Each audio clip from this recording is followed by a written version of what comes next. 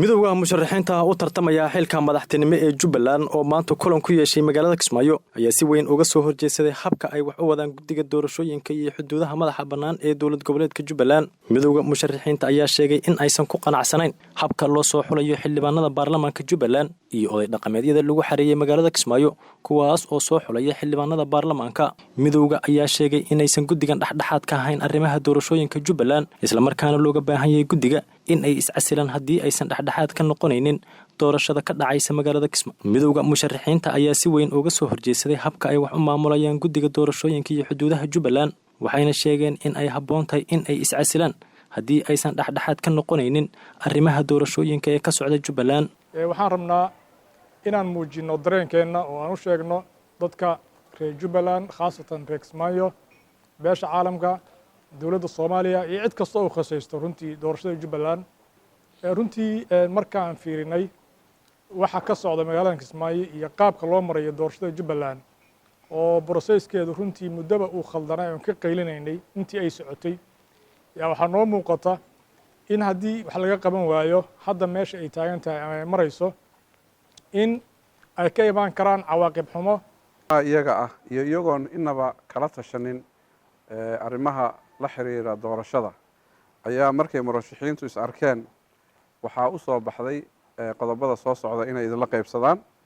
midda koowaad guddiga doorashadu waxa uu lumiyey kalsoonidii murashaxiinta oo dhan meel walba ay joogaan mar hadduuna ka talagelinin waxna uga sheegin broseska socda. saa darteed waxay murashaxiinta halkan fadhida ay ugu baaqayaan guddiga doorashada Jubbaland inay iscasilaan. hadda Jubbaland ka socda markhaati baad ka wada tihiin salaadiintii iyo dadkii registeredka ahaa ee la ogaa qola aan ahayn oo in badan abaa la xareeyey. 3 baad soo qoraysaan qofkaan doonayaan kala bixi ina way socotaa.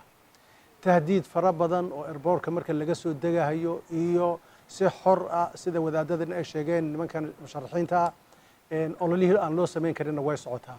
in guddiga doorashada noocu wax u wado ay khaldan tahay ha noqoto midda odayaasha uu ku qasbahay 3 oo maanta uu kala hadlay oo ugu dambeysay maanta uu ku yiri soo xula 3 qof qodobka asaga ah oo waliba uu lacagta sheegayo oo halkii xildhibaan booskiisa uu leeyahay waxa la in ka rabaa $2,500 keena oo macnaheedu yahay ninkiina ha keeno $1,000 gabadhana ha keento $500 macnaha waxa weeye 3 qof ay sheegteen waxay ku rabaan inay ka qaadaan $2,500. guddiga doorashadu markaan aragnay inay wadadii wanaagsaneed ay ka leexdeen oo u socdaan meel mugdi ay ku socdaan waxaan soo saarnay sida la akhrinayay in ay guddigu iscasilaan baneeyaan maxay booska ay baneeyaan.